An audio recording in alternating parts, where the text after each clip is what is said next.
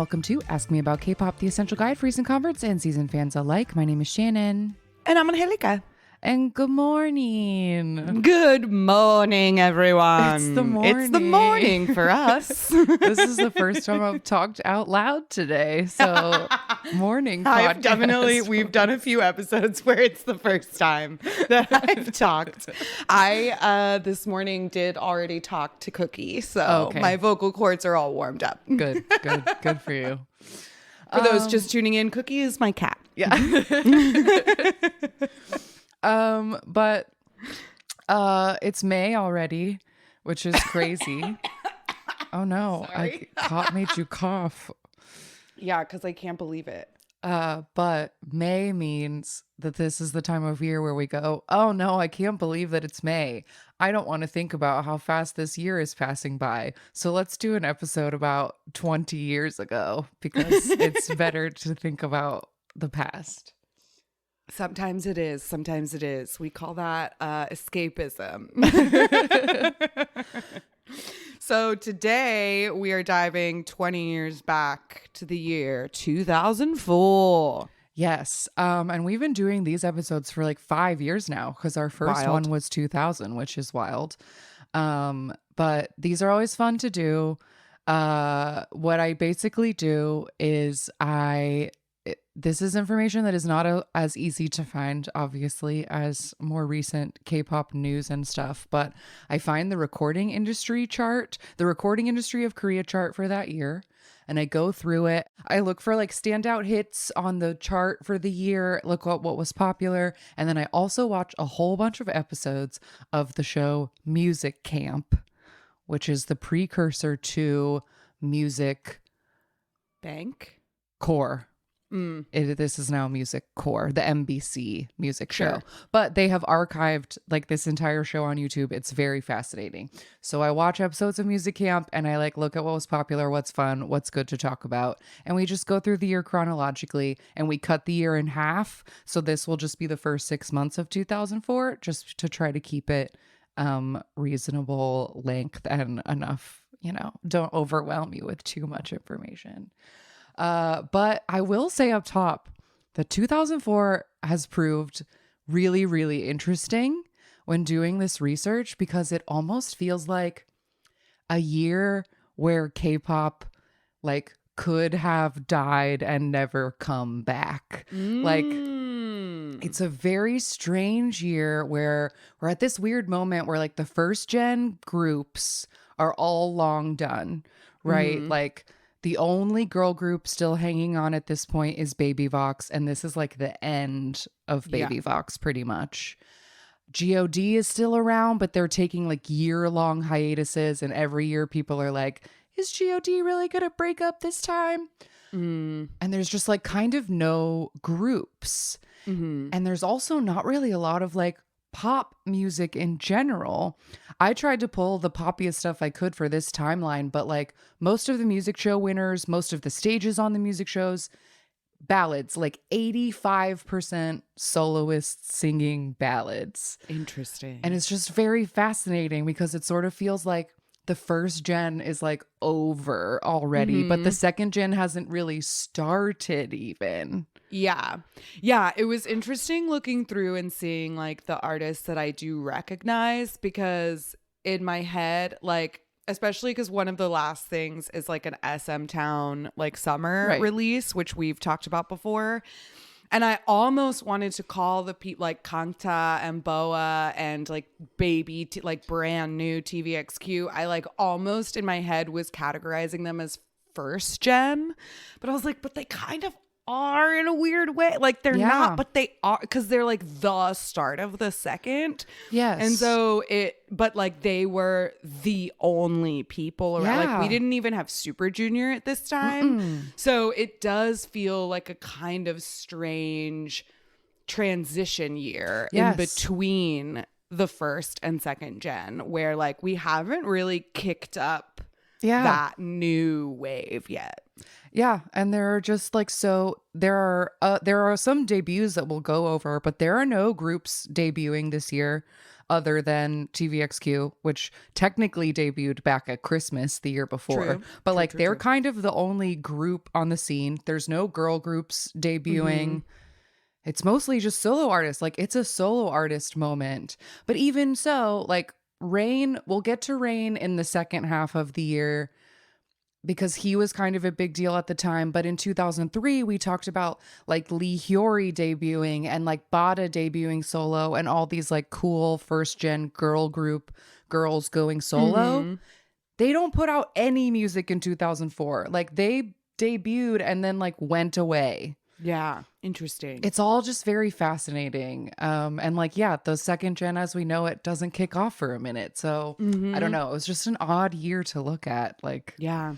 overall. But I'm excited to get into it. As always, there's like funny, wacky, crazy stuff in here. I love doing these episodes mostly just for fashion commentary and The fashion is fun. reminiscing about what music sounded like when I was in high school. Because this version of like Korean popular music sounds mostly pretty similar to what was happening in the West at the time. Like It it's the does. same There's a lot of samples and the correlations. same. Yeah, especially like the BoA release that we have later on in this timeline. We talked about it in her deep dive as well, but it is like so Britney that it's wild. I feel like it's the almost one of the like most Western releases she's put out, and I wonder also if that's maybe like.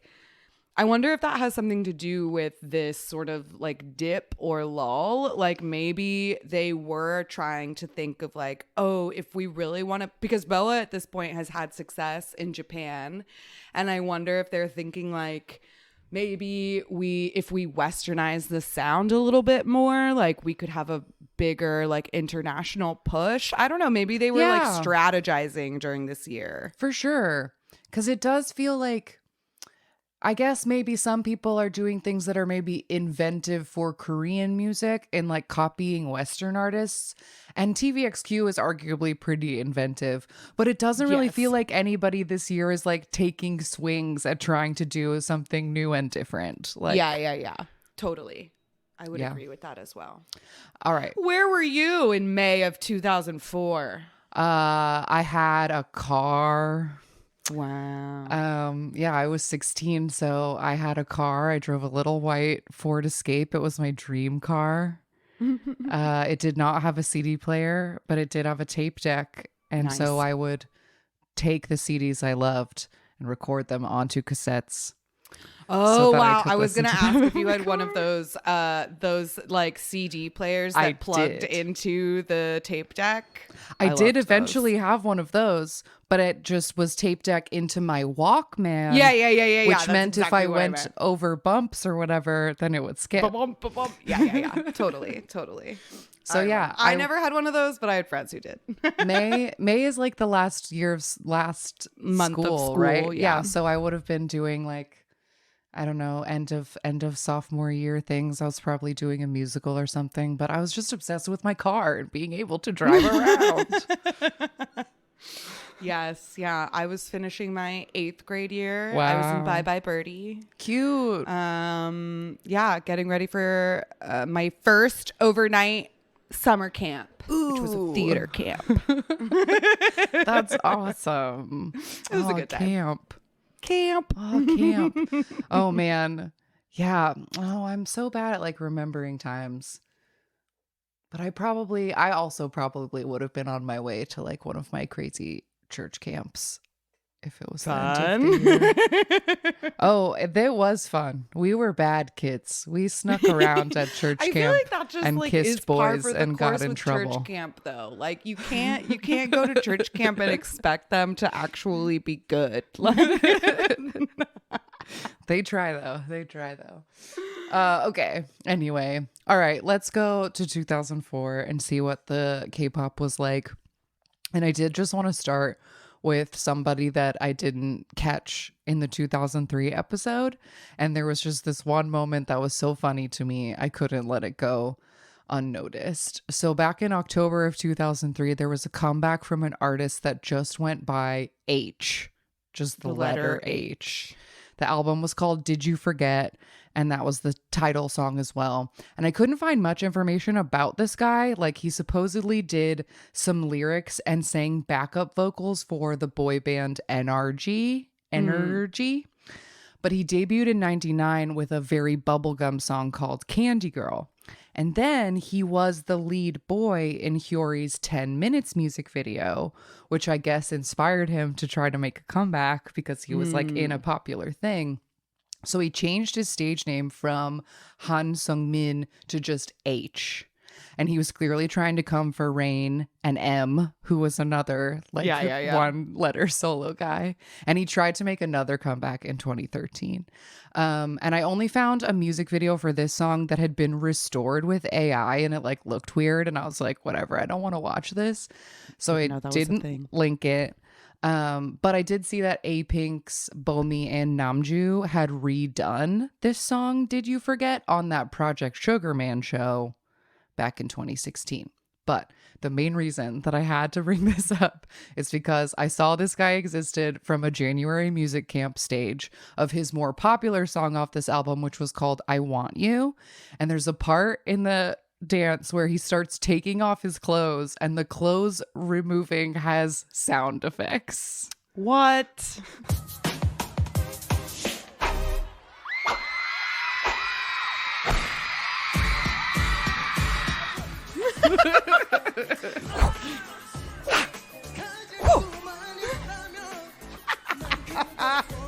He is coming for Rain.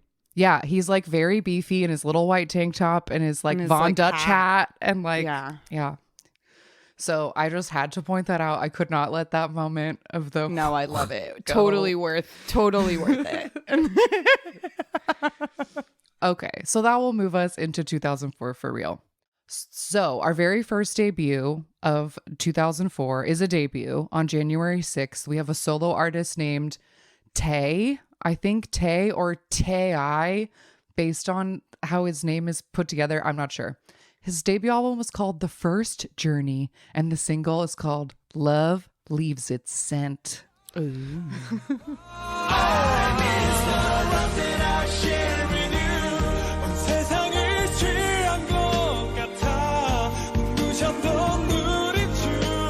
So this album actually sold 116,000 copies and was the number 21 best-selling album of 2004. And this song won 13 music show trophies, including an Inkigayo Triple Crown and 5 weeks in a row at Music Camp. Wow. That's wild. So this guy... But you know, ballads perform really well. No, they ballads do well. They always do. But this guy was a solo artist. His birth name is Kim Hyo Kyung. He was born in 1983, so he was 20 at the time of his debut. And his stage name is a combination of the French word te, meaning you, or te, whatever, and the English word I. So his name is supposed to be me and you, but in a stage name. Okay. And the music video that's in the playlist is horrible quality. It's super old, but it's just him like running sadly in all white with his shirt super unbuttoned, and he's like screaming and crying in the mud and like ripping himself out of plastic and cuddling this like weird wooden lamb like a child's like rocking toy. Yes. Like lamb. And then there's like papers flowing in, like flying through the air, like a lot of trash. Yeah. But you know, he still smells like love, so he's having a hard time or whatever. But the love has left its scent. And the stage in the playlist has him wearing like the most 2003 cool hipster boy outfit, while about 30 dudes in black turtlenecks, like standing in perfect even lines behind him, are like step touch backing him up, and they all have handheld mics. Like it's a whole production. That's weird because they're just like they're not actually singing. Like there's no like vocal backups. I guess there is like, it's kind of chorally on that love that I shared with you, but like not 30 guys worth. Yeah, not like the gay men's chorus of San Francisco behind him. Like, come on. All right. Well, he was a hit. Yep. So he makes the list. Next up, we have a major debut on January 14th. We have TVXQ with Hug.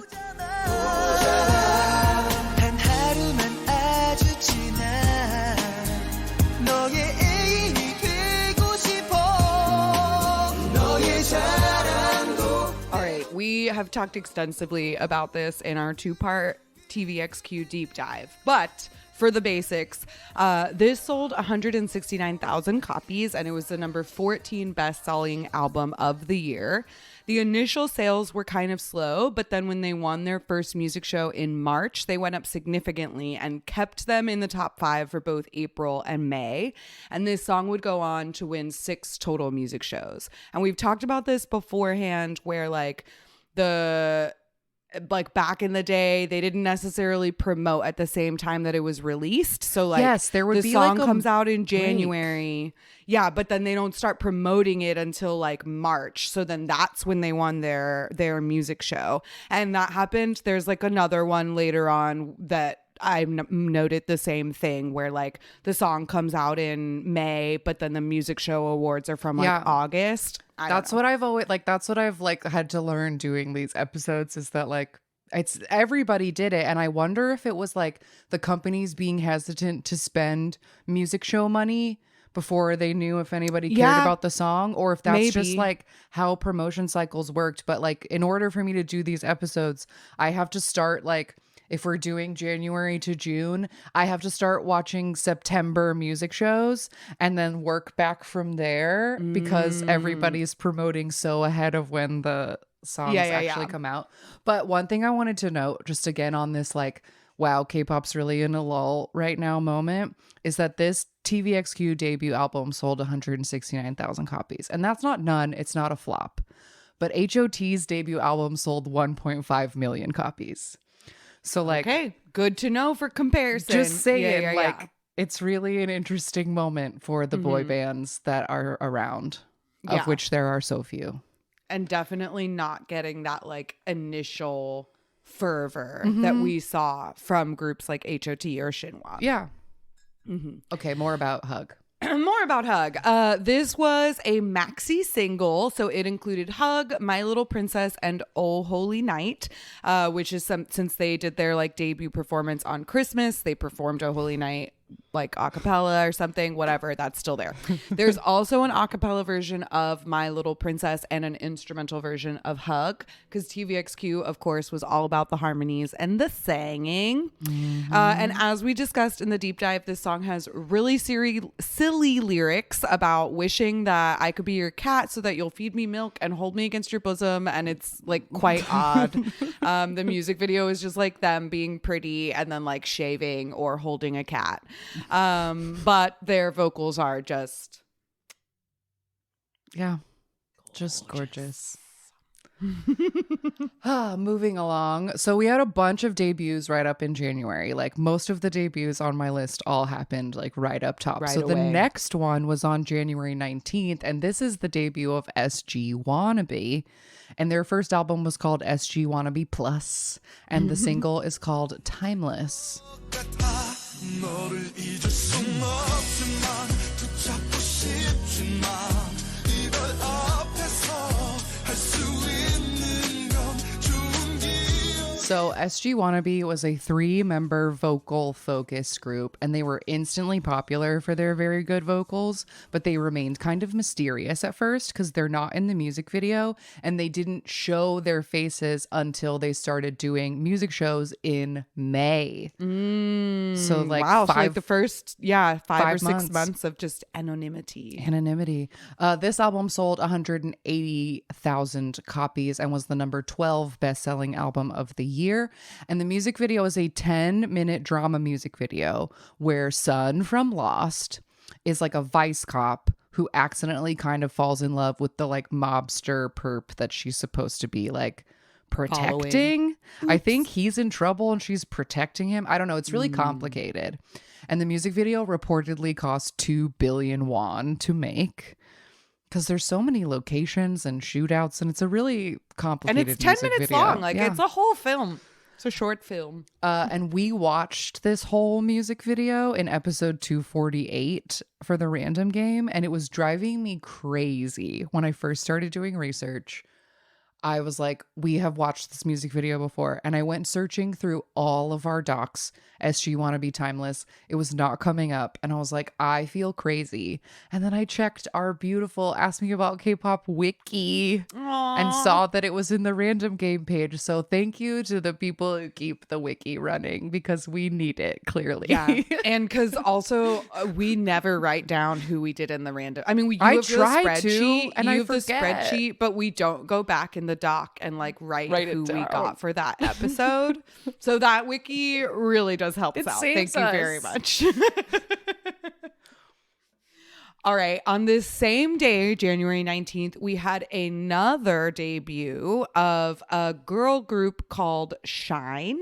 Or is it? It's not Shiny. I'm pretty sure it's just Shine. Okay, it's SHYNE. So we're going to say that Shine. Yeah. And they debut with the single Too Late.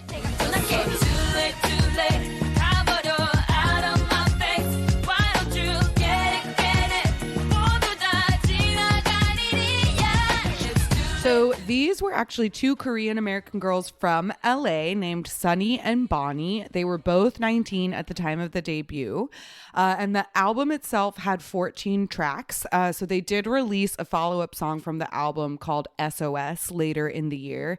And then they did a Japanese album in 2006, but that's about all that we could find about them. So not a whole lot of info about like where they are now. I wonder though. I wonder where they are now. Especially because this in like we were saying is kind of a lull for K-pop right now, but this song, this music video is so 2004 Western pop. Right. Like you noted that it sounds like something off of that Samantha Mamba album that you had. And I totally agree. Like the music video is the same way with the like white room. And then you have like all the backup dancers.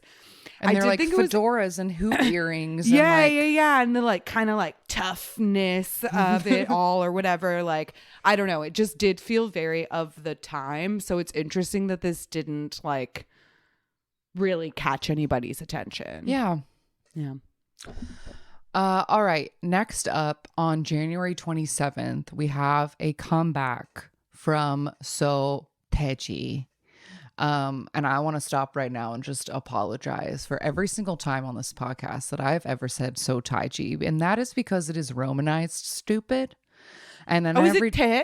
It's te. And we've every time I always said that see wrong. that, I go, I've always said it wrong, but it is Romanized with an I. And that is just a lesson in why you should never trust Romanizations. But I just always feel dumb and bad when I see people's names wrong. But anyway, whatever. This grandfather of K-pop returns with his album 7th issue. And the single is called Robot.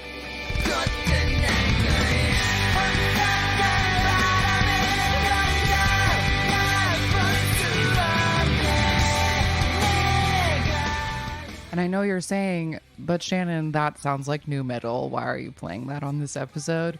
And the reason that I'm playing that on this episode is that this was the #1 album of the year. And it sold almost 2004 was a dark time, y'all. 500,000 copies.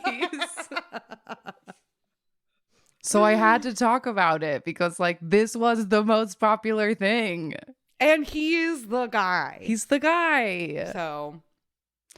But yeah, this song has like a nearly 7-minute like horror music video. And warning, if you watch it, at the beginning, this woman like scrapes her nail across a chalkboard. Like it has like an awful like chalkboard scrape sound. And it's like kids crying and like people like being upset and like paper flying and like weird, scary like sculptures of like men with like stuff all stuck through them. Like, I don't know. It's just like new metal-y. creepy. Yeah.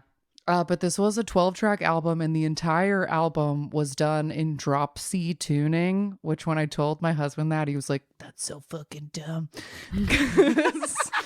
It's like a way that you tune your guitar that's like wrong, but it like sounds it sounds different. And he did the whole album in this tuning so that it would, quote, sound like one long song. I hate that. Yeah. I hate that idea. I hate that.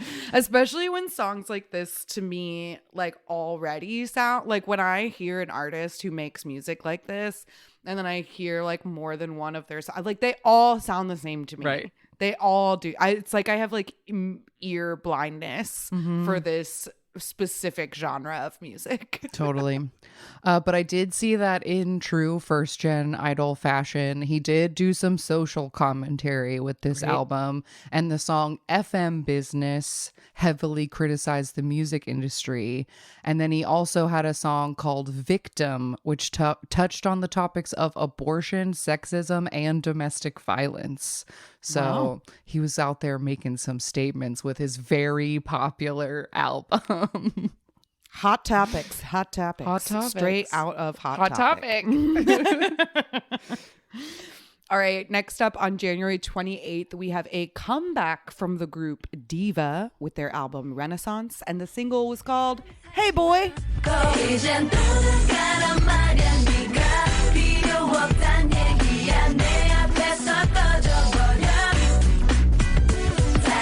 This album sold 6,000 copies and was number 31 for the month of January. It is Diva's 7th studio album. We've mentioned them before. They're a 3-member girl group. And the music video is mostly just the 3 members of Diva dancing in shadow in front of this like kind of mod like orange circle backdrop. And then there's something going on with a laptop, but they don't show it enough to actually give you a plot. And my only note for this really is that like, I think that for a music video that has so much shadow dancing, the shadow dancing probably could have used some choreography because it really seems like they're just freestyling and they're not great. Like the one with the really short hair is just like flailing in like a really because she's the one in their older stuff that just stood there with a cane and like looked cool. Yeah. And now she's here to like give you all the elbows. But I do think that the song's very catchy. In their previous stuff where she did have the cane and they wore their like leather suits, I always thought Diva was really cool. Yeah. So this is definitely like a less cool release. It doesn't have their like badass vibes. It feels like a 7th album from a group that maybe has like never not really kept up with the times or Yeah. whatever, because this song also sounds older than some of the other stuff on the album or on the list of this year. But Diva was cool, and they were still cool. hanging in a little bit here at They the wore end. cool leather suits and fedoras, and one of them had a cane. Yeah, They were cool. they were cool. Okay. On February 8th, this is like kind of like a fun fact piece of news, K-pop history moment that I found, which was what was called the New Dimension Tour 2004. And this was a, quote, Korean hip hop concert that was held in both LA and Chicago.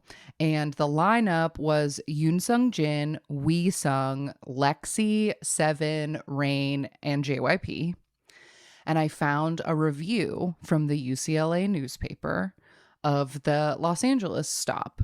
And they said that this show was held in a venue that has 17,000 seats and 800 people showed up to this concert. Ooh. And the article was saying that the fans that were there were so loud, so excited that everyone put on a great show, like especially Rain, really charming. Everybody loved it. But the article pondered, quote, is Korean pop music really done for? Because like nobody came to this show. And like, that's so wild to think about now. Like the way that people tour in the US and all the shows, to think of like anybody putting on a festival show and only 800 people showing up. Like, I just don't even think that's possible anymore. Well, for it to be a festival with multiple names and have that few people. Because, like, I remember when we saw, like, Astro's tour, like, back in the day, and that was not a suit. Like, you definitely could have probably. Venue. No, it was a small venue, but also I feel like only half the capacity was really there. Right. But yeah, to have like a festival where it's like all the people. Yeah. And it's like everyone cool. I'm like, nobody came. So that was just fascinating to me. Maybe it's just because they called it a Korean hip hop festival. Because like Seven and Rain are not hip hop artists. I'm sure they considered themselves as such at the time, though. Well, like, they're I not. Don't know. For the record, Rain. But the other fun thing is that there was also dating rumors that surfaced after this show because Rain was reportedly spotted in Los Angeles with his drama co-star Gong Hyo-jin. So no pictures, never confirmed, but that did come out after this. And then another on Valentine's Day, there was like breaking news of a quote, shocking Kangta photo. And I'll like put the picture on Instagram, but it's this picture of Kangta and a ballad singer named Lee Soo-young. And they both look like drunk and they're just kind of like hugging. Like this is a whatever picture. This looks like a MySpace photo. Yes. Like And it to me doesn't even say like dating or scandal. Like this just looks like a friendly hug picture. It doesn't look romantic. But they look drunk, but it doesn't look romantic. Yeah, but this was like a huge scandal because they said that see-through top that she was wearing was basically underwear. That's so she's wearing a purple lace top that has a matching purple camisole underneath. Like it is a set. Yeah, but they were like, she's wearing lingerie and that her perm made her look slutty and that their faces were touching. And it was like a whole thing. Her perm made her look slutty? That's racist. And reportedly both singers' camps claimed that the picture was fake and that they would never touch each other like this and that she's never even had a perm. But there's no way this picture is fake. There's no way this picture is fake. Like Photoshop in 2004 was not good enough. Nothing about this picture looks fake. That is like the realest picture I've ever seen. That of all the things that you could have complained about with all of this, like, or that you could have come back with, the picture being fake is the least likely. Yeah. But whatever, Kangta. Whatever.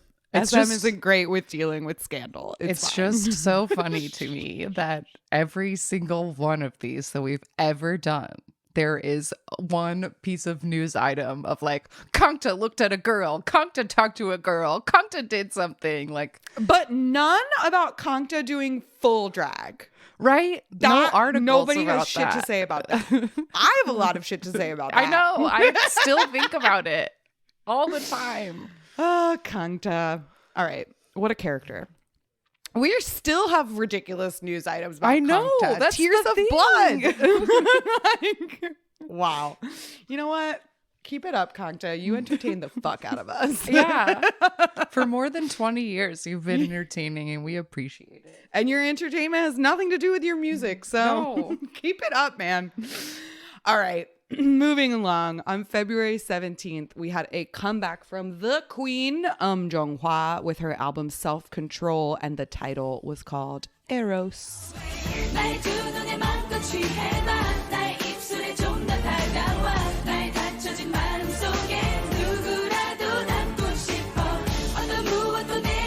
This album sold 25,000 copies and was only 82 for the year.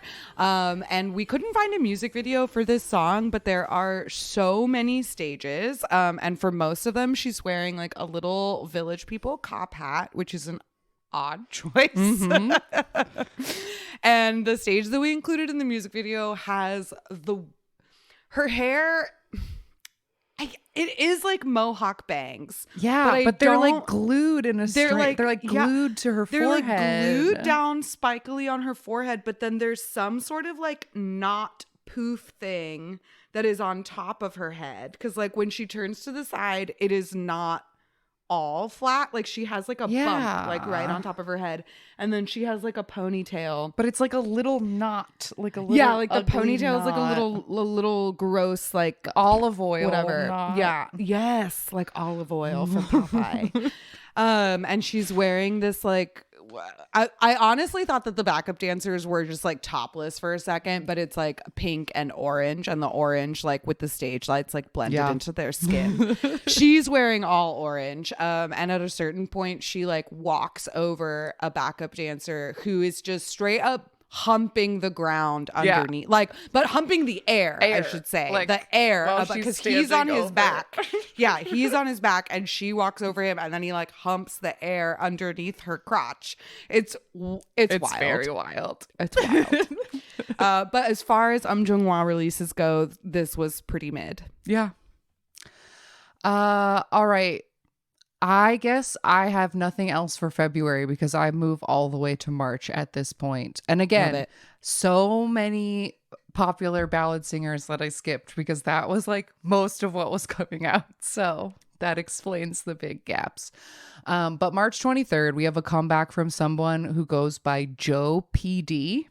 And this album was called Great Expectation, Joe PD Part 1, Politics and Social Change. And the single is called My Friend and features Insoni.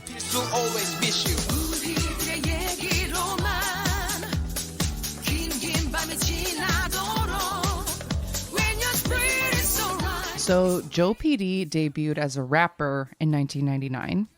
And he owned the K-pop company Stardom from 1998 to 2015. And he had groups like Block B, which ended very badly for him, Evil, and Top Dog, as well as like a ton of rappers. But he sold his company to somebody else, and it got dissolved in 2015. But just interesting how many K-pop CEOs like started as artists themselves. And this is another one of them. But this album sold 55,000 copies and was number 44 for the year. But this song won 5 music show trophies, which was a first for him because he had never even performed live and was a faceless rapper until 2002. So this was kind of like a real resurgence for him. And the music video tells a couple of different stories. There's like an old man that's getting ready to go on a date. There's some bored office workers. And then there's a kid who has like a bully at school. And then Joe PD and Insoni are like in the newspaper or in picture frames or on the milk carton, like singing like Magic Harry Potter pictures. Mm-hmm. And then towards the end of the music video, they use 2004 like deep fake technology to put the old man and the businessman and the kids' faces on people doing like pop and lock robot dances. It's pretty wild. And yeah, at the beginning, I just wrote down that at the beginning of this song, he says, "I'm back again. Yeah, once again. I'm back again. Yeah, once again," like 100 times.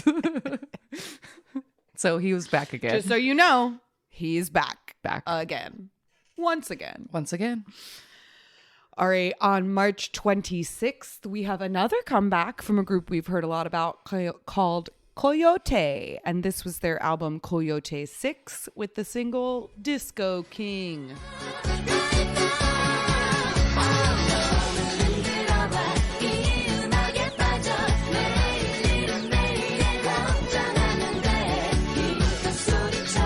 This album sold 295,000 copies. It was number 6 for the year, and this song won 7 music show trophies, including 4 in a row on Music Camp and the Inkigayo Triple Crown.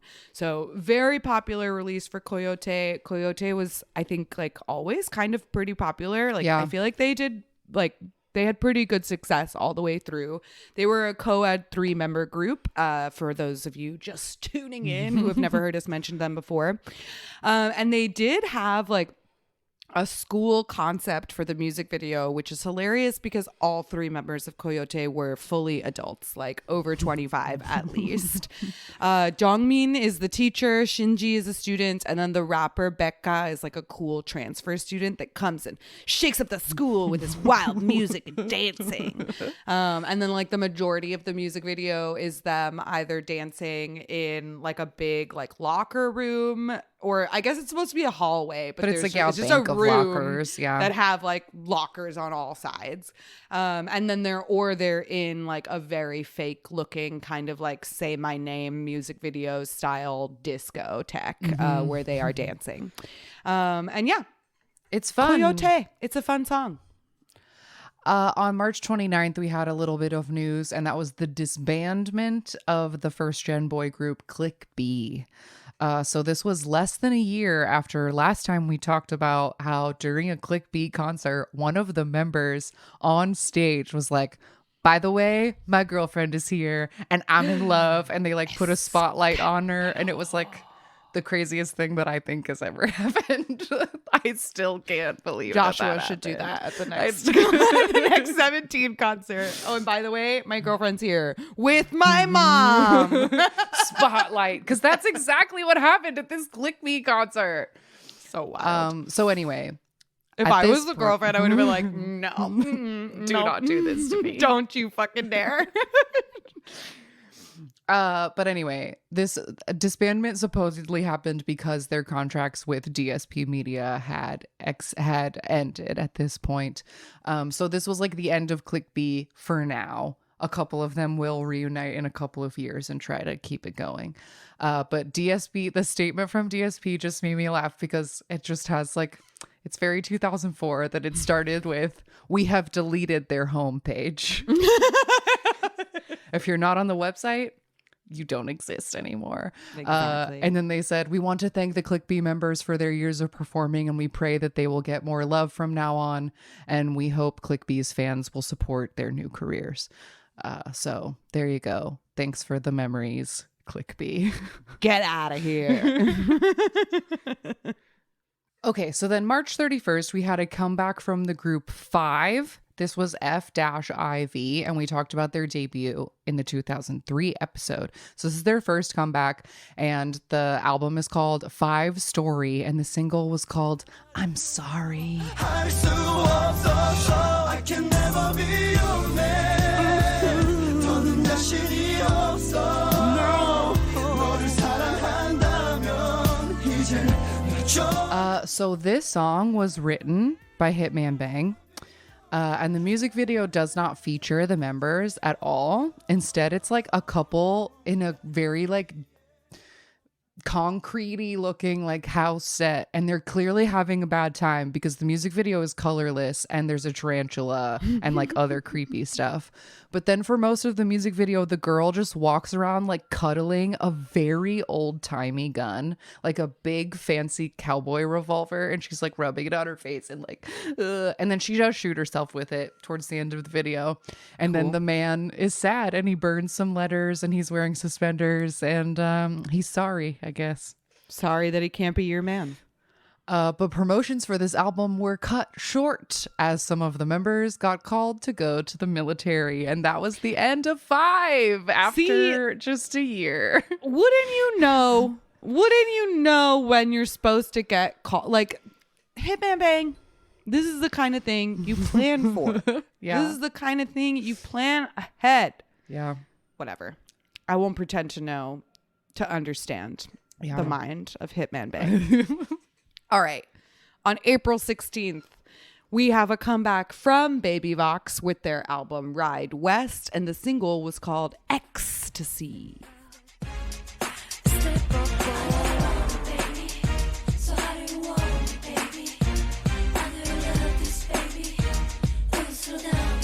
So we did do Baby Vox Deep Dive. Please see that for more information. But this sold 25,000 copies and was number 85 for the year. The music video is like Fast and the Furious themed with a bunch of cars, and they're wearing like fedoras and like getting out of the cars all sexy. And then the chorus is just whispered like, I know you want me, baby. Don't you want me, baby? And it's like so flat. Yeah, it's so nothing. It's so flat. And as we discussed in the deep dive, this also featured an entire Tupac verse, which was controversial because Tupac was already dead. And so this got them a lot of criticism, and like that one Korean rapper guy like really dragged them through the mud because of like the supposed like sacrilege or whatever of using this Tupac verse in a song like this. Whatever. Some rapper got like really butthurt about it and was a total fucking dick about it and ruined their career. So unfortunately, this kind of was the end of Baby Vox. But as we discussed in the deep dive, the second single off of this album was a remake of the J-Lo song Play. So just FYI, and I was did Baby Vox notice not that with they... out with not a bang, but quite a fizzle. Yeah, I did notice that they seem to do way more stages of Play than Ecstasy, because Ecstasy is so nothing. Like at least Play so is nothing. like a song. But it's really interesting that like, that Baby Vox is essentially the last girl group left at this point, and that this album was like most of the songs on it were in English or were like J-Lo remakes, and it was like they were clearly really trying to like cater to, appeal to, do like a Western thing, and it seemed like nobody wanted that 20 years ago, and it's just all fascinating. It's an interesting choice. I like do wonder kind of where that motivation came from, but we shall never know. On April 22nd, we have a comeback from our favorite ex-HOT that we love to giggle about, and that is Moonhee Jun, with an album entitled Soaring for a Dream. And this single is called Paper Airplane.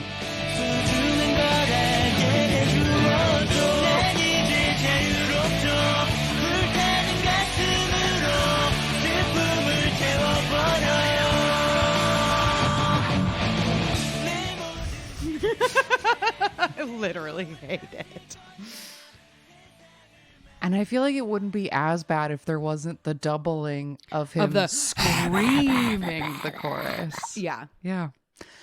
So this sold 13,000 copies, so it didn't make the top 100 for the year. But the way that his fans are screaming in the stage that I put in the playlist, like, he was fine. He always had his people who were there to hang on for him. Which I feel like I've said this before, but it's super fascinating to me that this guy got so famous in like the boy band. And then his choice after leaving it was like, I'm going to make like screamo rock pop. And that his fangirls were like, great, we're here for this too. Yeah, that is I was thinking the same, that like the love for an artist would continue through such a wild genre jump. Like I can't really think of someone else who has done that. Like maybe Michael Jackson, like people would have followed him through anything, but he never made that distinct of a change. Yeah. Like the other artists who are like kind of chameleon, they still stay within their genre. So it's interesting that, I mean, that's dedication. For sure. But this has like a way too sad music video. There's like a really sad child who at the beginning, it appears like she's going to go jump off a building. But instead of jumping off, she throws a paper airplane, and then like... And then it just like flashes through like how she was happy once. She had a family. She doesn't anymore.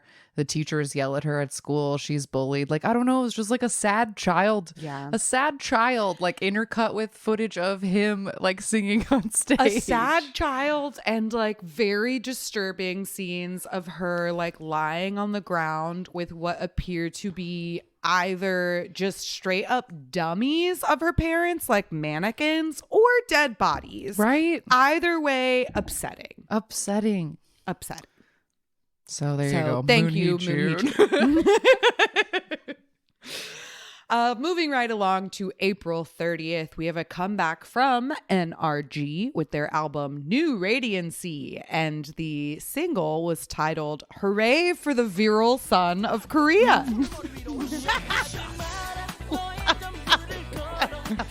Okay. 또 다시 일어서라 내 미래가 기다려 가지 말고 앞으로 앞으로 yeah. 앞으로 가라 So this sold 35,000 copies and was number 69 for the year. Nice. And this music video is all over the place, to be honest. We have like a red room with glitter where gold everybody's glitter dancing. like falling forever. And then we have like a fence where all of these guys like dressed in like kind of traditional like Korean clothes with like the flag like painted on their faces are like shouting at the fence. And then we have clips of like real soccer Yeah. like cut in as well. And all the members are wearing like little like Nehru jackets and like it seems to be sort of like maybe like World Cup themed. Yes, I think or that was like, the intention, is that Yeah. it was about to be World Cup time and they were trying to get in on that, get a popular Korea! song for the Yeah, yeah, World yeah. Cup moment. It worked for Psy.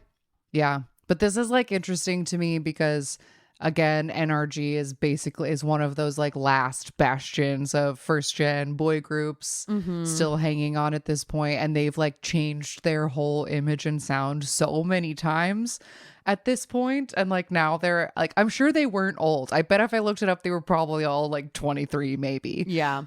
But they have like bored old man energy in this music video, like that they're already like, we're at the point where we just like stand here and go, yo, yo. Yeah. Like, I don't know. It It's is very very- interesting. It's very much that for sure. But one of them has like a really crazy pair of sunglasses in the music video and the stage that I was just like baffled by. They are really wild sunglasses. All right.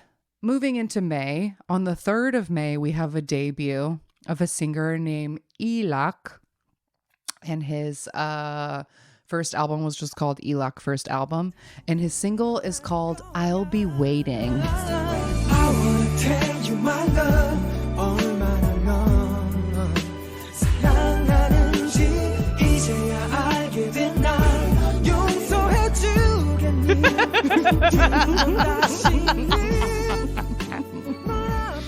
Oh my god, they would have had to like individually. That's what I wanted to talk about. It's so confusing to me.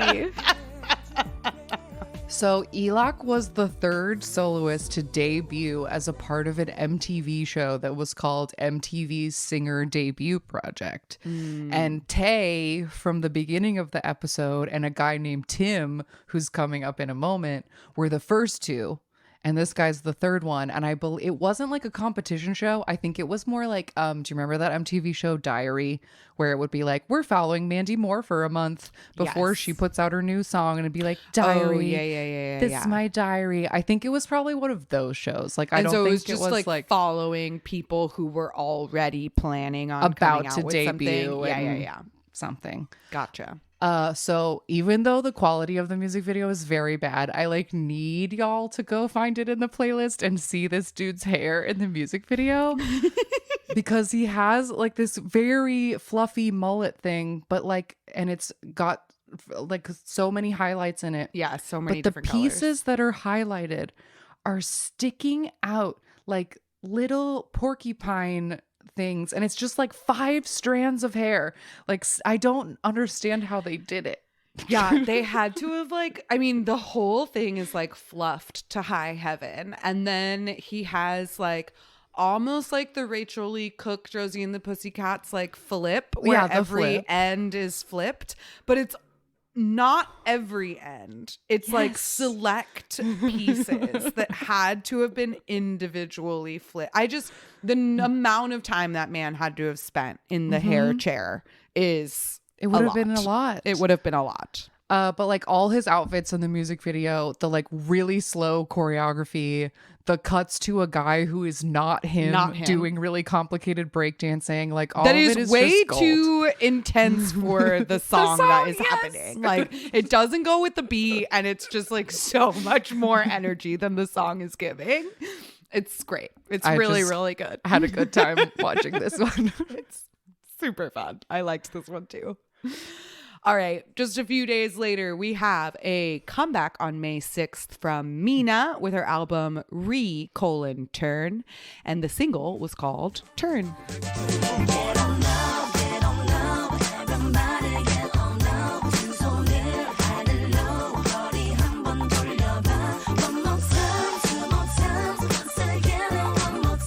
song reminds me of Here We Go from the first NSYNC album. Yes.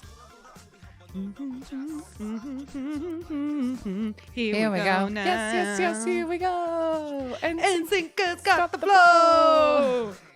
Okay, so Mina was a popular model in the 90s, and she debuted as a singer in 2002. And during this particular comeback, she was 31, which is worth noting because it's older than a lot of other K-pop ladies. But the main point of this music video and all the stages is that Mina has a hot body and tan abs and a belly button ring. The music video is essentially entirely in front of a green screen, and she's just like walking on a moving sidewalk in front of different like fake streets or the wacky collages universe and, like, or like the middle of space, like, and then at one point she's just like laying on a table and like smushing her boobs for the camera. She's just like looking hot, eyeshadow so frosty, tank tops, etc. So tan. So tan. Just So just tan. out there being like, I'm hot. What are you gonna do about it? Yeah, I'm hot. Look at my boobs. Mm-hmm. And we did. All right. May 17th, we have a comeback from Dynamic Duo. They put out an album called Taxi Driver, and the single is called Ring My Bell, and it features Naul. 언제든지 그대 ring my bell.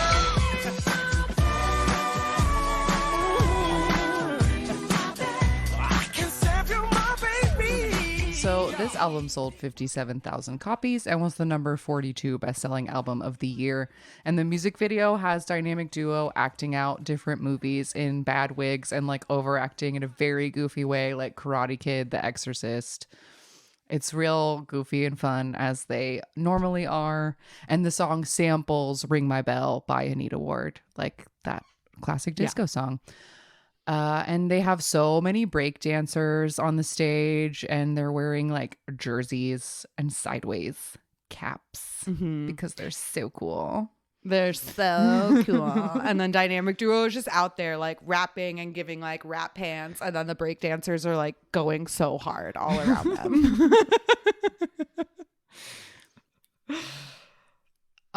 Just to like the news honestly for this year was very hard and few and far between news items to like find, which was a little bummer because I love like weird old gossip from 20 years ago. But on May 21st, the news of the day was that SM dancer group Black Beat had finished recording their second album and that it would be out this summer. Woo! But the update from the future is that Black Beat never had another album. Boo. That did not happen. No, they just got like disbanded. They just got SM Town songs. Yeah, I was like, they just got turned into the trainers and the choreographers. So then moving into June, we have a comeback from Tim, the guy that was featured on that MTV show. The album was called Second Breath, and the single is called Thanks to You. 아무것도 나는 해줄 수 없는지 묻고 싶지만 미안하다는 그 한마디. He looks like a guy named Tim. I don't know. He does. So this sold 57,000 copies and was number 33 for the year. The song itself won 3 music show trophies. And the music video quality is absolutely horrendous. It is over 6 minutes long and honestly kind of a convoluted plot. Like there's heavy string, or there's like a violin that's heavily featured in this song, and in the music video a little boy plays the violin, and like Tim I think is the little boy's brother, but then there's a girl who like cares very deeply for the little boy but is maybe like, I don't know how they're related to Tim. And then like at one point in the middle, I thought that the little boy died, but he didn't. And then later in the music video, Tim collapses and the little boy is like screaming Hyung over him. I don't know. It's complex. There's a violin involved and everybody's sad.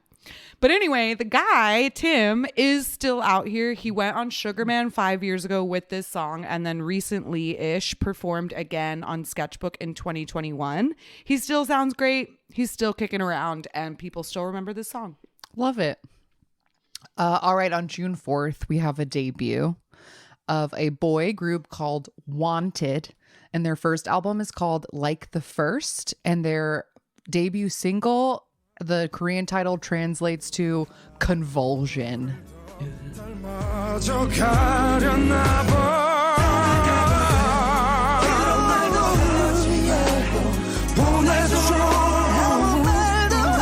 So this was a 4-member singing group that debuted under YG.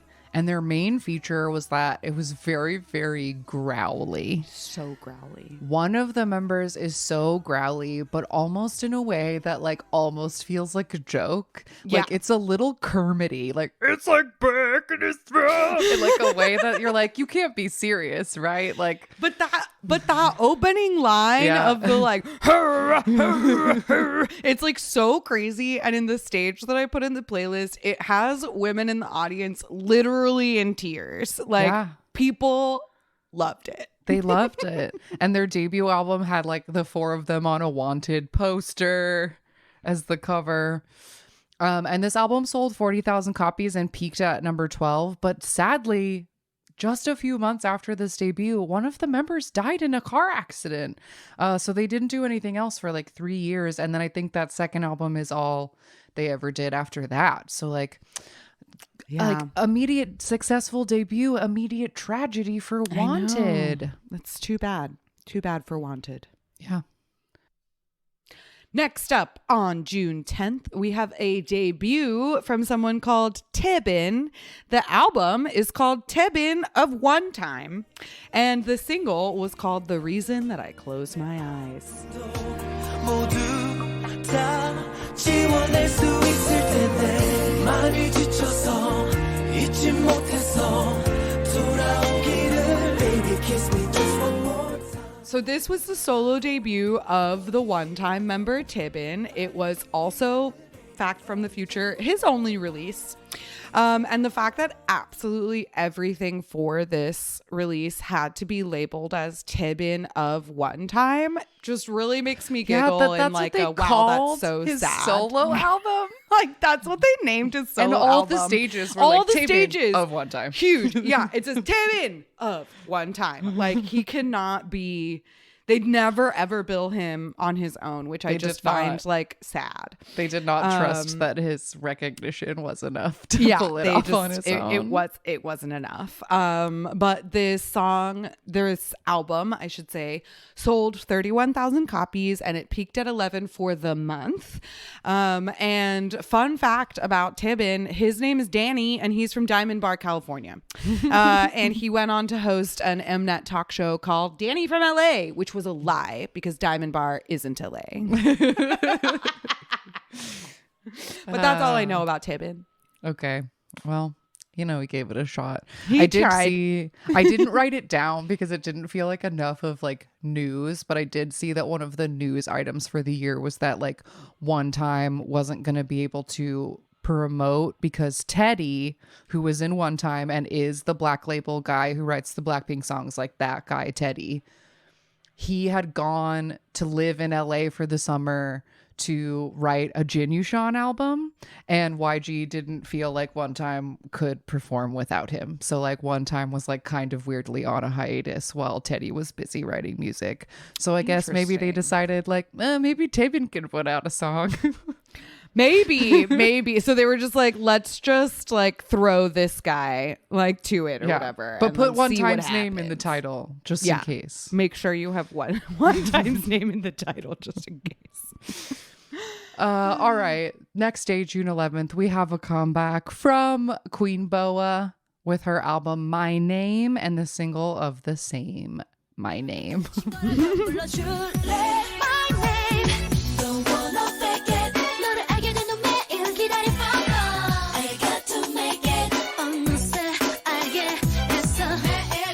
So this album sold 191,000 copies and was number 11 for the year.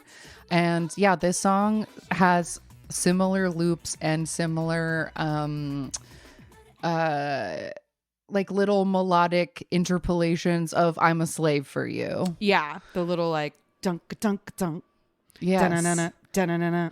And the like na na na na na na na, like that's very similar. But anyway, this was the like grown up boa, belly button ring, little jeans. I remember in the Lot like, of body rolls, a drop squat. Like we're getting more mature choreography. I do remember in the nobody, what was that show called? Like Nobody Listens to Boa or whatever. Her 20-year Nobody anniversary- talks to Boa or Yes, something like that. her, Yeah. 20th anniversary documentary that was about how like she's sad and doesn't have any friends. But anyway, there was a point in that one where she went to dinner with Yuno and Yoon Young Jin, and they talked, and Yuno talked about like how hot she was in this comeback and how it just like blew everybody, like how it was like too much, like oh my god, like what's happening to No one could Boa? handle grown Boa. Not a baby, no Moa. Yeah. But this music video has gotten the SM remaster treatment, so it looks great. And It does. It's a good watch. It does. It's a classic. Next up on June 18th, we have a comeback from Kim Jong-kook with his album Evolution, and the single was called Feeling. Tell me why do it right. You can leave baby now. 안겨봐, 느껴봐, 내 맘을 들어봐. 난 자신 있어, 너도 잘 알잖아. 나만큼 사랑하. Let's all get jiggy like 1, 2, 1, 2, 3. 3. This sold 113,000 copies. It was number 22 for the year. And this was his second album. His first one was a total flop, but this one was a hit. And afterward, he became a permanent cast member of X-Man. And so that helped kind of like further his popularity, because Kim Jong-kook right now is, I think, probably more well known to like the general audience as just a TV personality. Yeah. He's like a cast member on so many things, but he was originally in Turbo, and then he came out as a solo artist, and is just known as being the beefiest guy with the teeniest voice. It's so small. It's And wild. it's wild, and this song is just like disco with that tiny voice and also lasers. Lots There's like of a laser. pew, pew, pew, like all through the back. And I couldn't find a music video for this, but the stage performance has a real like Soul Train vibe, but everybody is in super regular mall clothes with like the longest boot cut jeans Yeah. dragging on the floor, and then like matching floral pattern shirts. And Kim Jong-kook does not even bother trying to dance. Like he is No. just standing there in his tight t-shirt like singing, and that's all. That And it's stage fine. made me laugh so much because he looks like every boy that worked at Abercrombie in Yes. 2004. Like he's so beefy, he's so tan, his hair is like kind of honey colored bleached. His t-shirt is so tight. So tight. It's like a baby tee. And it has Yes. the like 3 little like buttons at the top Yes. that are like undone, and he has like a woven belt on his Yes. like low rise Carpenter jeans. Yeah, exactly. It's so funny. It's so funny. He does look like one of the people who would be like an Abercrombie model sitting outside of Yes. the store, except Trying he to was wearing a shirt. spray cologne on you. Yeah. All right, June 24th, we have the first comeback of TVXQ with their second single, The Way You Are.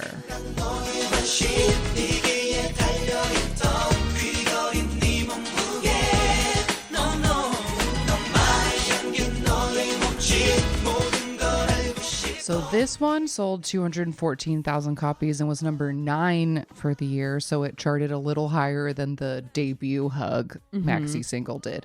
And it entered the charts, the monthly charts, at number 2 and won 4 music shows. And see our part 1 deep dive for even more on this comeback. But the stage that is included in the playlist has a great, like, very Y2K CGI. Like, it's one of those balls It's like from the O-Town museum. Liquid Dreams. Yes, like, but it starts with one of those like balls from the museum where you put your fingers on it and the like and lightning the like shoots. static like goes. So to it your does one of fingers. those, and then they O-Town at Secret World of Alex Mack liquid up from Appear. the floor and appear. And I was dying at the outfits that they're wearing in the stage because Shia's little like boat neck 3/4 top. Like I had that top. Yeah. Like- Every single one of the tops is a girl's t-shirt. I guarantee it. Like absolutely. And like Jaejung and Yuno have like little tummy peaks. Yeah. Even Changmin in his like maknae I'm wearing actual sleeves top, like he still gets a little bit of tummy sometimes. And just shout out to all the tiny tummies because they're just adorable. The hair. Oh, their hair. Jaejung really had the craziest hair. Whoever. The one with the black hair. His That's Jeju. I was Yes, right. It is Jeju. You were right. Okay, yes. sorry. Okay. Take it all out. You That's were okay. right. His hair is bananas, and nobody else's hair is that well. That's She not is true. is pretty She is pretty big poofy. and blonde, and it's quite like large. But Jaejung's hair is like, it is a hair piece, and it you should go see it. Just pull that stage up and please watch. Please That watch was it. the hair that he had for like a lot of this era. And it's just a wild choice. But this song was recently remade, a totally different vibe on TVXQ's 20th anniversary album 20 and 2. They do sort of like a, would you call it like a salsa version? Like It's got like more, flamenco it's like guitar, and it's a little like more it has, low like, key Spanish Latin guitar in vibes. it. But in like we talked about when we talked about our episode about that album, that it also feels 20 years old. Like it's a new version, but it feels the very specific dated. sounds feel like this time period as well. Yeah. It's a good remake. Yeah.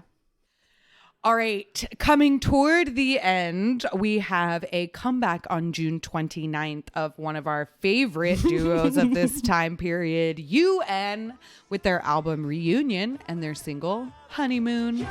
추하게 만들어가요 시작은 예민 영자 얘기들은 물어보지 말아요 행복하게 살아요. This release sold 25,000 copies and was 81 for the year. And it is just a nice, bouncy, happy tune about having a nice romantic summer. The entire music video is shot at a hotel, and it starts with these like two hot ladies at the pool, and then the members like see them and they like invite them to hang out with them, and then the whole music video is just either like them goofing around the hotel with these ladies or like big dance shots in a courtyard with like no real choreography, but people, it's just like a big group of people with the two guys in the middle, and it's very like SM Town summer album vibe where everybody is just like singing at the camera and like having a fun time. And the song includes this sample, which I could not name, but I did recognize.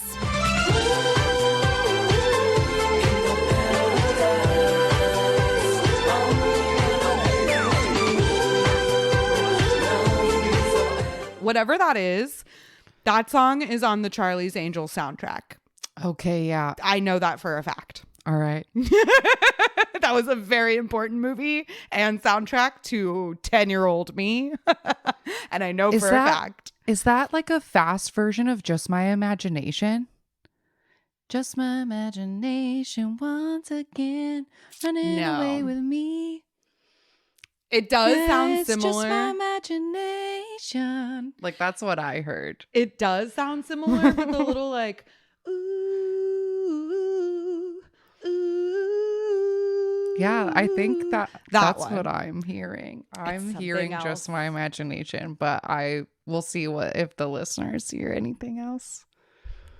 Well, Just My Imagination is not on the Charlie's Angels Okay. soundtrack. So All right. I'm going to guess no, but I will be I will listen to that album later today and I'll get back to you. Okay, great. Anyway, it is a sample. I couldn't name it, but also this song has a lot of pew, pew, pew, pew, pew laser sounds. So as always, UN is great.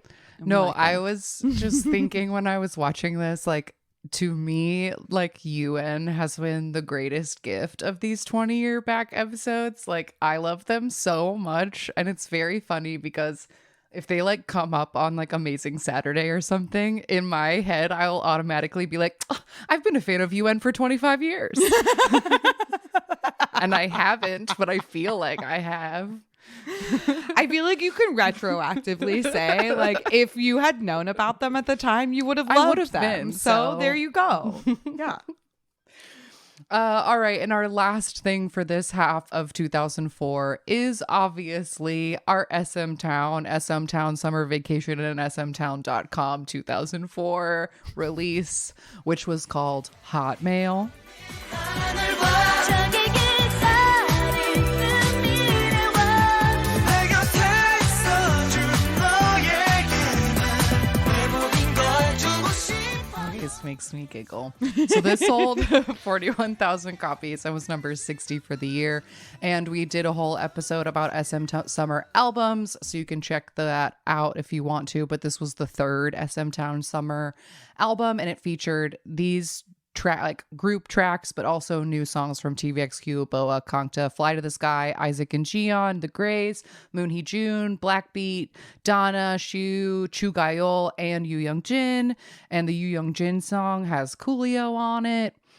You know, it's a great summer fun time. And the music video has everybody frolicking at a resort. It has also been remastered, so you can see all of their real teeth and their like highlights and the way that they're all hanging on each other in a like Lost Era way. Yeah. Boys just like drowning girls in pools, and like everybody's cuddling and having a great time.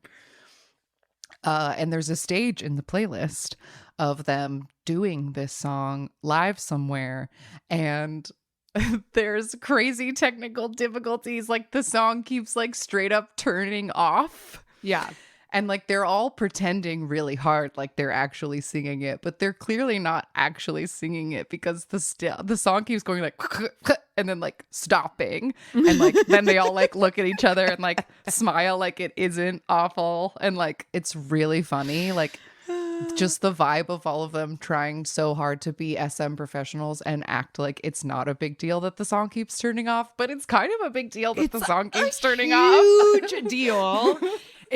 I was like so shocked that SM even allowed this video to like still exist because this is clearly from like an SM Town concert Or something like it. 'Cause something it's along like those outdoors lines. Yeah. and there's like everybody, Really and they big keep doing the stadium. helicopter shots of the like outside. And like SM is known for their perfectionism. And so that this happened and was allowed to be documented. A sign Funny. of the times, I think. Yeah. Yeah. But all the comments are like, wow, they're all so professional. Like poor Boa kept going off at her lines. And like, it seemed Yeah. like most people were like, they're so cool for handling this cool. So maybe that's why it stayed up. But Maybe, yeah, since the people were okay with it, SM was like, well, very well. but there you go. That's our first half of 2004. Phew. And yeah, like I said, it was kind of an odd year as far as the like K-pop and the groups and such go. But we'll see how the rest of the year shakes out. I will say that so far, probably the biggest trend in the music that I found in this was the like disco beat lasers. Yeah. There were quite a few of those on this list of just like a fun time, like classic disco sample or something that sounds like it with some pew pew lasers and a cute little line dance. Mm-hmm. Yes, I agree. There was like a very there was like some like a disco trend of like, I don't know, just like kind of, I want to say almost like more casual, like because there's not a lot of super synchronized dancing in this Right. year. Only Like, with the TVXQ was exception like of- really doing choreo. Yeah, I was gonna say TVXQ and Boa are like the only ones who are really dancing, and everybody else is just kind of like letting the backup dancers do it, and even then the backup dancers are kind of like freestyling. So interesting, just an interesting trend, Yeah. very different.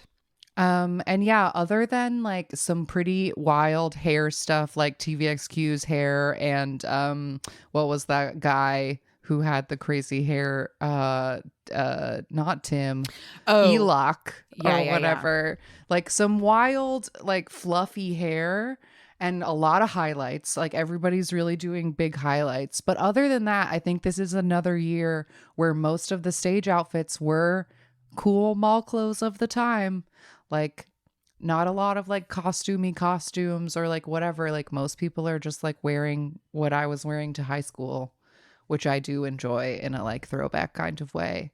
But again, it feels very, very different from the era of K-pop that is about to be upon us. Oh yeah, for sure. Especially when we get into like the real like height of second gen where things are so over dramatic and like the stage outfits, the makeup, the choreography, and even the like sound of the music. It's just gonna be so like overproduced in a way that is incredibly different from now.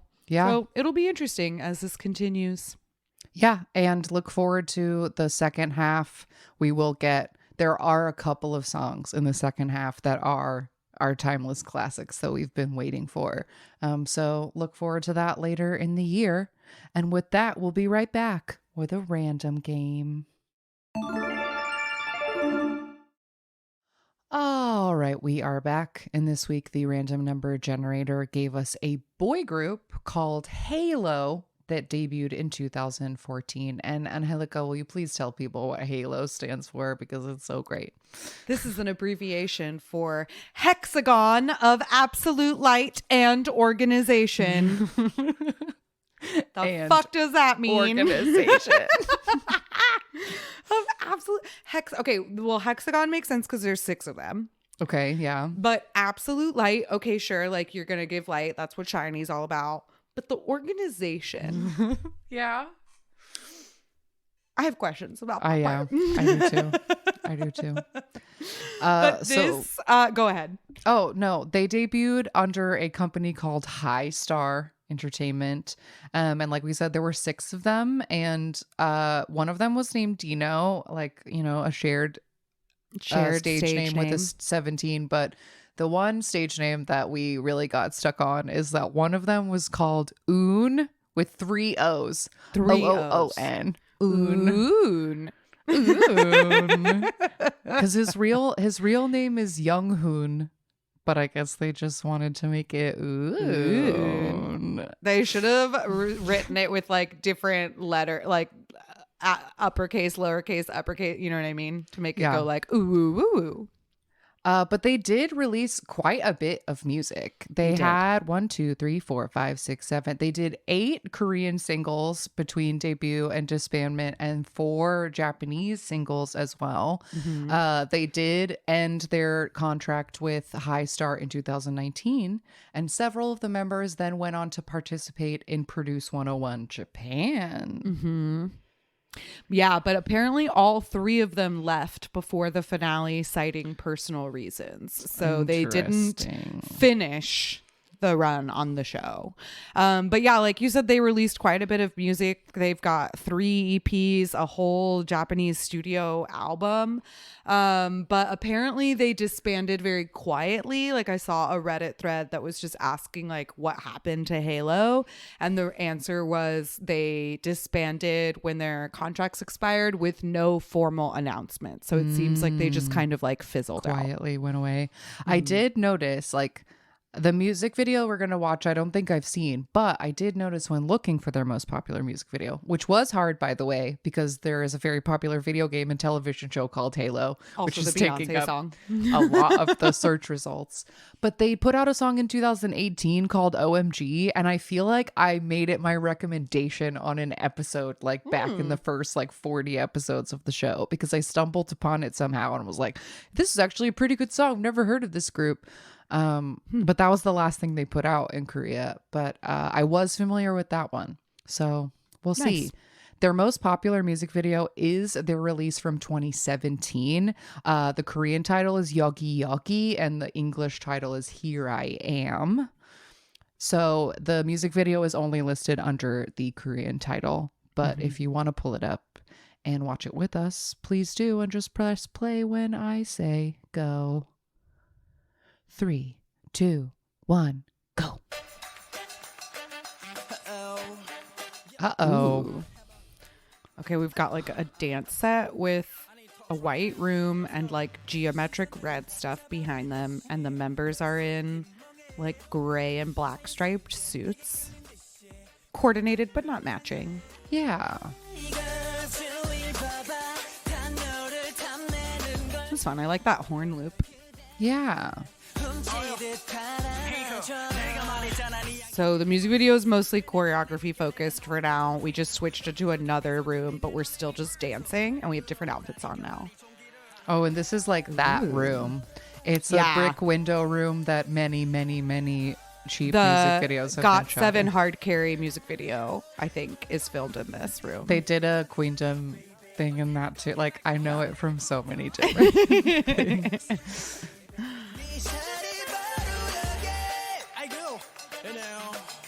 They also are using like some every once in a while like editing video effects where like pieces of the room come in, or then like the members like appear every once in a while. But for the most part, it's just a straight, we're gonna be dancing for you. Yeah. Which is fun. I like that. Slutty floor stuff.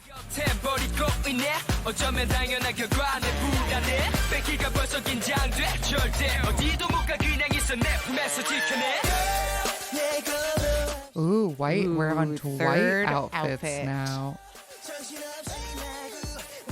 Little like pirate undershirts Lacy. with the little tie up fronts. Yeah. Some chokers on a couple of these fools. Hey, girl. Break it down. Come on. Ooh. Oh, there's like a strobe thing happening now.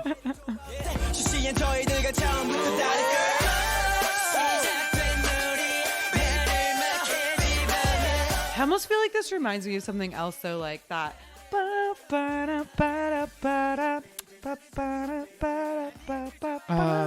Yep, hold on.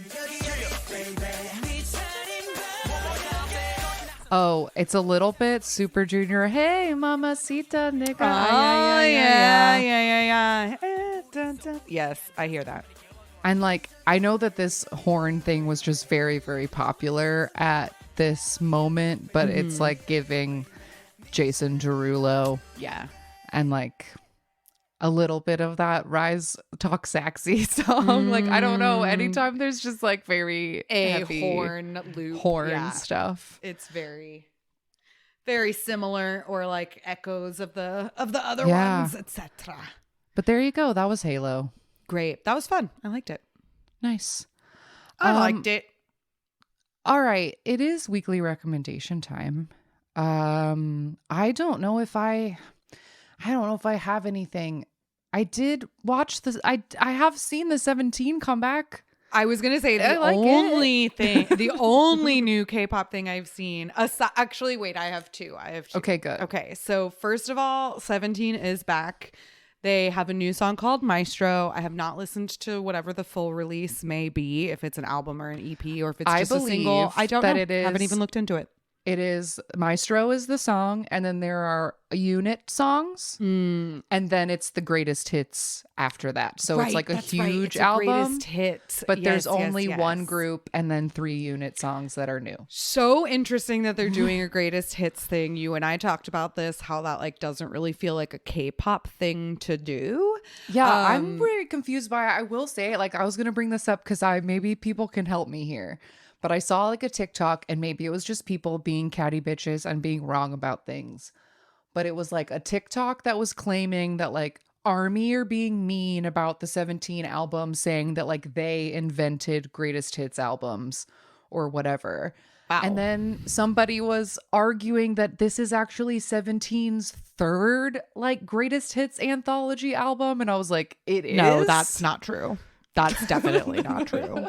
Like, I know that I've been kind of an absent carrot since like since the hype takeover, but that's definitely not true, fucking right? They true. definitely There's haven't done this there's no before. way. I would like bet my carrot dumb on that fact. Correct me if I'm wrong, but like I don't think I am.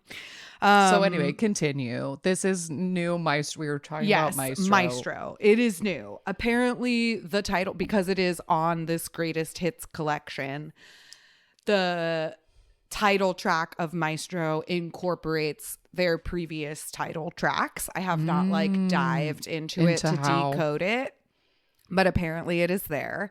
There's like an interview with Woozy where he talks about it. And they just released a choreography version of the music video. So I want to recommend watch that. That's my official recommendation is the choreography version because the regular version is like nice. It's like it's fun to watch, but like it has a lot of like green screen and like CGI in it, and like I just want to see them dance. I want to see the choreography. I wanted to see the dance. Yeah, that was all I thought wanted after out of the music original video. one. Exactly. So there is a choreography version. I recommend it, and I'm excited to like have a 17 comeback that I enjoyed on first listen because that hasn't always been the case in the past couple years.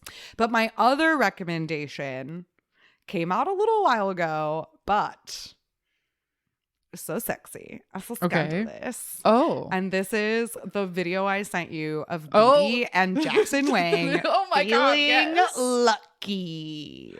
The song is called Feeling Lucky. It's like a collaborate. It's not like a BB song featuring, it's not a Jackson feature. It's just a collab, a duet between the two of them. The music video is entirely close-ups of their faces with bare shoulders, so it implies that they are both shirtless, and then they are just like singing Into each other's mouths. with like not even a centimeter apart. Like they are just begging you to get mad about it.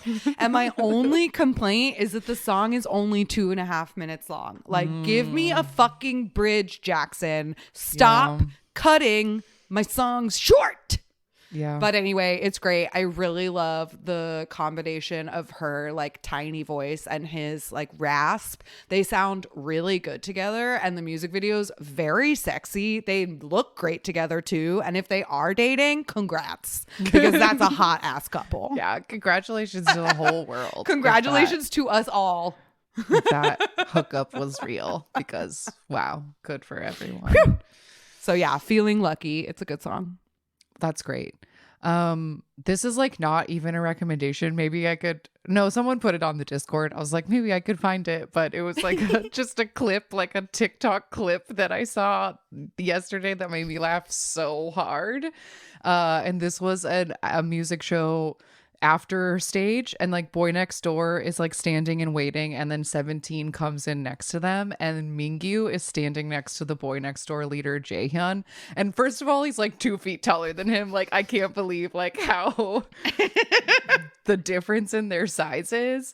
But he like Jaehyun is just like, he can't deal like standing next to Mingyu. He's like freaking out and like making crazy faces, and then he gets scared of the fireworks, and then he's so embarrassed to have gotten scared in front of Mingyu. And like I don't know, it was just like he goes on this whole journey standing there, and it made me laugh so hard. So like I don't know, go find that clip if you want to have a giggle. That is really fun. I saw, speaking of idols fanning out, freaking out over other idols, I think it was kind of old, but I saw the funniest clip of IU and Taeyong from Big Bang. Okay. She's a huge Taeyong fan. Believe it. And there was this clip where she was being interviewed at an award show. And so like she's holding a microphone and the interviewer is also holding a microphone.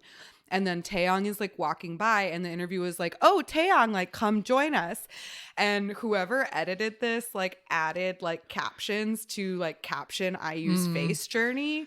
And a lot of them are just like, "Don't look at him. Don't look at him. Don't look. Oh shit, I looked at him." And then like, and then as soon as they ask, like the interviewer asks Taeyong a question, and then IU gives her mic instead. Like they both go to give the mic, and the interviewer is like, "Oh, what?" And the caption is just like, "This is my interview. interview now. And then like Taeyong like holds her hand kind of to like bring the microphone Oh my closer, God. and she blue screens out. And it was so fucking funny. I let it loop like 4 times because I was just laughing. She's so precious. It's so cute. That's So great. yeah, always enjoy an idol having a fangirl moment over another idol. I think that's precious. It's really fun. All right. Well, we'll end it there. That's enough stuff for now. I will say right up top, Patreon plug. First of all, patreon.com/AMAKPopPod if you want to join our Patreon. But if you are a Patreon patron who has not yet voted, next week's episode will be a deep dive that y'all pick. And you have like a couple more days to vote after you're hearing this. So if you haven't voted yet, go do that. Yeah, Because not next week, but the week after. 'Cause Yes, we do every our 2, next but yeah, episode. next episode. Yes, Mhm. yes. So you have like a week from now Exactly. to get your votes in. So get them Exactly. in. So get them in. And as I said in the post, if there is a group not in the poll that you would like to be considered, put it in the comments because we just took all of the choices off of our own to-do list and the episode suggestion channel. So yeah, as always, give us your feedback on that stuff because we like to give y'all episodes you want to hear.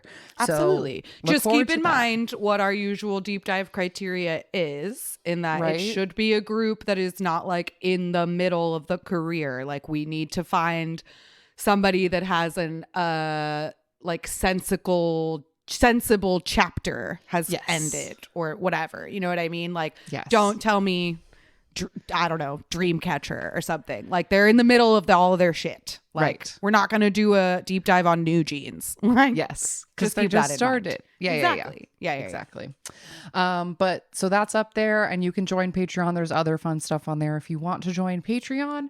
And then otherwise, we are on Instagram at AMAKPopPod. You can email us, amakpoppod@gmail.com. You can send us texts or leave us voicemails at 181-AMAKPop5. You can send us mail to P.O. Box 26096, Los Angeles, California 90026. And Linktree/AMAKPop will take you to our YouTube and our Spotify, where we have the playlists that we mentioned so many times in this episode so that you can see some of these music videos and stages for yourself. We make them for every episode where we have music videos that we reference, so they're in an easy place for you to find. You can also join our Discord there. Our Discord is a very lively place where people are always talking about stuff, and you can be one of them if you want to. And that is all the places for us for now. Thank you as always for tuning in, and we'll see you in 2 weeks for some kind of deep dive that you guys pick. How exciting! Woohoo! All right, love you. Bye. Bye-bye. Jonghyun, you're our inspiration.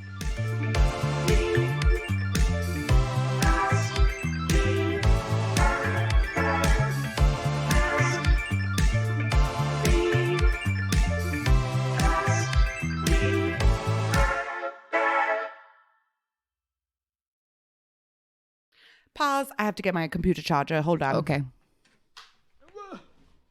I can never